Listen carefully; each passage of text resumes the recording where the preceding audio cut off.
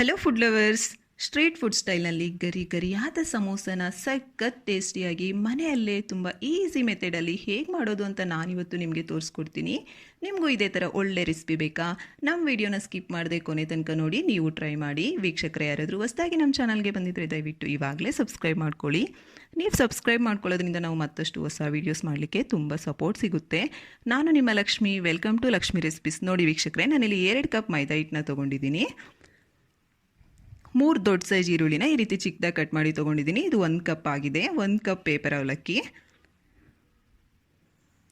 ಸ್ವಲ್ಪ ಕೊತ್ತಂಬರಿ ಸೊಪ್ಪು ಚಿಕ್ಕದಾಗಿ ಕಟ್ ಮಾಡಿ ತೊಗೊಂಡಿದ್ದೀನಿ.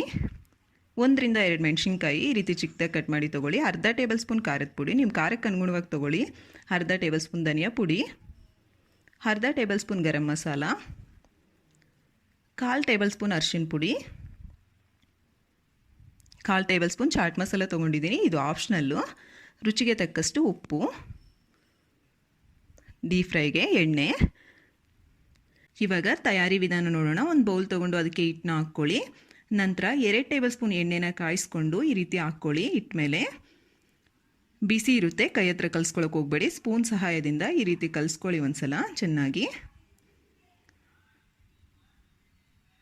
ನಂತರ ಒಂದು 1/4 ಟೇಬಲ್ ಸ್ಪೂನಷ್ಟು ಉಪ್ಪು ಹಾಕ್ಕೊಂಡು ಕೈ ಹತ್ರ ನೀಟಾಗಿ ಎಲ್ಲ ಹೊಂದ್ಕೊಳ್ಳೋ ಥರ ಚೆನ್ನಾಗಿ ಕಲಿಸ್ಕೊಳ್ಳಿ. ನಂತರ ಸ್ವಲ್ಪ ಸ್ವಲ್ಪನೇ ನೀರು ಸೇರಿಸ್ಕೊಳ್ತಾ ಚಪಾತಿ ಹಿಟ್ಟಿನ ಅದಕ್ಕೆ ಬರಬೇಕು ಅಲ್ಲಿ ತನಕ ಚೆನ್ನಾಗಿ ಒತ್ಕೊಳ್ತಾ ಕಲಿಸ್ಕೊಳ್ಳಿ. ಜಾಸ್ತಿ ಗಟ್ಟಿನೂ ಆಗಬಾರ್ದು, ಜಾಸ್ತಿ ಮೆತ್ತಗೂ ಆಗಬಾರ್ದು. ಈ ರೀತಿ ನೀಟಾಗಿ ಕಲಿಸ್ಕೊಳ್ಳಿ. ಒಂದು 4 ರಿಂದ 5 ನಿಮಿಷ ಚೆನ್ನಾಗಿ ನಾದ್ಕೊಳ್ತಾ. ನೋಡಿ, ಕನ್ಸಿಸ್ಟೆನ್ಸಿ ಈ ರೀತಿ ಇದ್ದರೆ ಸಾಕು. ಇವಾಗ ಇದಕ್ಕೆ ಒಂದು ಪ್ಲೇಟ್ನ ಮುಚ್ಚಿ ಒಂದು 20 ನಿಮಿಷ ಪಕ್ಕಕ್ಕೆ ಇಟ್ಕೊಂಬಿಡಿ. ಮತ್ತು ಒಂದು ಬೌಲ್ ತೊಗೊಂಡು ಇದಕ್ಕೆ ಪೇಪರ್ ಅವಲಕ್ಕಿನ ಹಾಕ್ಕೊಂಡು ಕೈ ಹತ್ರ ನೀಟಾಗಿ ಮ್ಯಾಶ್ ಮಾಡ್ಕೊಳ್ಳಿ ಈ ರೀತಿ. ಹಾಗೆ ಈರುಳ್ಳಿ ಕೂಡ ಹಾಕ್ಕೊಳ್ಳಿ. ಬೇಕಾದರೆ ನೀವಿಲ್ಲಿ ಈರುಳ್ಳಿನ ದೊಡ್ಡದಾಗಿ ಕೂಡ ಕಟ್ ಮಾಡ್ಕೋಬೋದು ಉದ್ದುದ್ದವಾಗಿ. ಹಾಗೆ ಮೆಣಸಿನ್ಕಾಯಿ, ಕೊತ್ತಂಬರಿ ಸೊಪ್ಪು ಕೂಡ ಹಾಕ್ಕೊಳ್ಳಿ. ನಾನಿಲ್ಲಿ ಅರ್ಧ ಟೇಬಲ್ ಸ್ಪೂನ್ ಖಾರದ ಪುಡಿ ತೊಗೊಂಡಿದ್ದೀನಿ. ನಿಮ್ಮ ಖಾರಕ್ಕೆ ಅನುಗುಣವಾಗಿ ತೊಗೊಳ್ಳಿ. ಹಾಗೆ ಧನಿಯಾ ಪುಡಿ, ಅರಿಶಿನ ಪುಡಿ, ಗರಂ ಮಸಾಲ,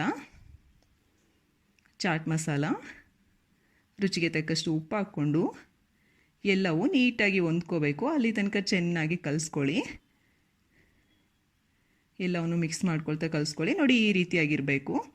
ಇವಾಗ ಇದನ್ನು ಪಕ್ಕಕ್ಕೆ ಇಟ್ಕೊಂಬಿಡಿ. ನೋಡಿ, 20 ನಿಮಿಷ ಆಗಿದೆ. ಇವಾಗ ಪ್ಲೇಟ್ ತೆಗೆದು ನೋಡಿದ್ರೆ ಹಿಟ್ಟು ನೋಡಿ ಎಷ್ಟು ಸ್ಮೂತಾಗಿ ಆಗಿದೆ. ಮತ್ತು ಒಂದು 2 ನಿಮಿಷ ನೀಟಾಗಿ ನಾದ್ಕೊಂಡು ಇದನ್ನು ಈಕ್ವಲ್ ಪಾರ್ಟ್ಸಾಗಿ ಡಿವೈಡ್ ಮಾಡ್ಕೊಳ್ಳಿ.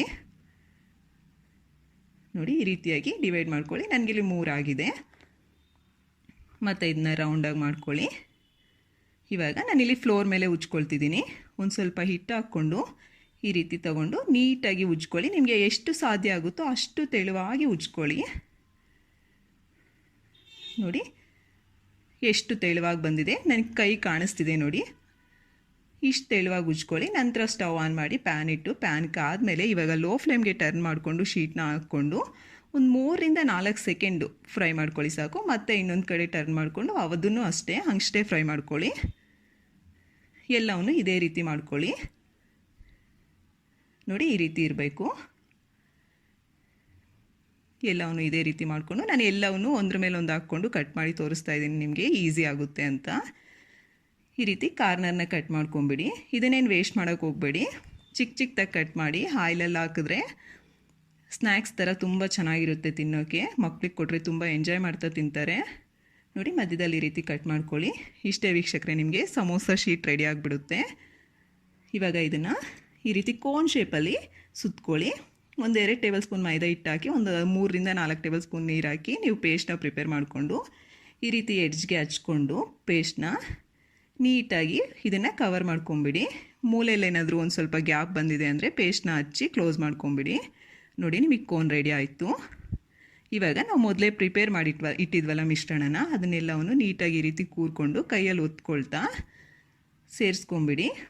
ಮತ್ತು ಮೇಲೆ ಇಲ್ಲೆಲ್ಲ ಪೇಸ್ಟ್ನ ನೀಟಾಗಿ ಹಚ್ಕೊಂಡು ಕೆಳಗಡೆ ಕೂಡ ಒಂದು ಸ್ವಲ್ಪ ಮೈದಾ ಪೇಸ್ಟ್ನ ಹಚ್ಕೊಂಡು ನೀಟಾಗಿ ಕವರ್ ಮಾಡ್ಕೊಂಬಿಡಿ.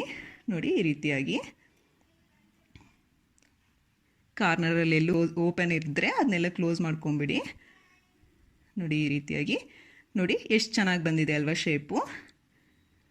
ಇವಾಗ ಅದನ್ನ ಪಕ್ಕಕ್ಕೆ ಇಟ್ಕೊಂಡು ಸ್ಟವ್ ಆನ್ ಮಾಡಿ ಬಾಣಲಿ ಇಟ್ಕೊಂಡು ಡೀಪ್ ಫ್ರೈಗೆ ಎಣ್ಣೆ ಹಾಕ್ಕೊಳ್ಳಿ. ಎಣ್ಣೆ ಕಾದಿದೆ. ಇವಾಗ ಎಣ್ಣೆ ಕಾದ್ಮೇಲೆ ಸಮೋಸನ ಈ ರೀತಿ ಹಾಕ್ಕೊಂಡು ಮೀಡಿಯಮ್ ಟು ಹೈ ಫ್ಲೇಮ್ಗೆ ಅಡ್ಜಸ್ಟ್ ಮಾಡ್ಕೊಳ್ತಾ ಎರಡೂ ಕಡೆ ಟರ್ನ್ ಮಾಡ್ಕೊಳ್ತಾ ಫ್ರೈ ಮಾಡ್ಕೋಬೇಕು ನೀವು ಇದನ್ನು.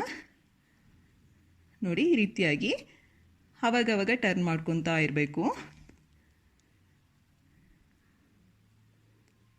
ಸಖತ್ ಟೇಸ್ಟಿಯಾಗಿರುತ್ತೆ ವೀಕ್ಷಕರೇ, ನೀವು ಖಂಡಿತ ಟ್ರೈ ಮಾಡಿ, ನಿಮಗೆ ಗೊತ್ತಾಗುತ್ತೆ. ನೋಡಿ ಈ ರೀತಿಯಾಗಿ ಪೂರ್ತಿಯಾಗಿ ಕೆಂಪಗಾದಮೇಲೆ ತೆಗೆದಾಕೊಂಡ್ಬಿಡೋದಷ್ಟೇ. ಎಲ್ಲವನ್ನು ಇದೇ ರೀತಿ ಮಾಡ್ಕೊಳ್ಳಿ.